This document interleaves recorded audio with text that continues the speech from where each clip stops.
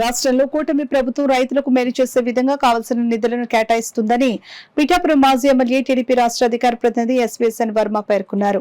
తేమ శాతం పేరుతో తక్కువ ధరకు ధాన్యం కొనుగోలును అరికట్టాలని కోరుతూ జిల్లా కలెక్టర్ షాన్ మోహన్ కు టీడీపీ అధికార ప్రతినిధి వర్మ రైతులతో కలిసి వినతి పత్రం అందజేశారు. ఈ సందర్భంగా కలెక్టరేట్ ఆవరణలో వర్మ మీడియాతో మాట్లాడారు. రైతుల్ని తేమ శాతం పేరుతో బెదిరిస్తూ రైస్ మిల్లర్లతో కుమ్మక్కై తక్కువ ధరకు కొనే పరిస్థితి కల్పిస్తూ ఉన్నారు. ఈవేళ గౌరవ ముఖ్యమంత్రి చంద్రబాబు నాయుడు గారు 1725 రూపాయలు ఎంఎస్పి రేటు ఇవ్వడం జరుగుతుంది. అది ఎట్టి పరిస్థితుల్లోనే రైతుకు చేరాలన్నదే ప్రభుత్వం యొక్క సదుద్దేశం.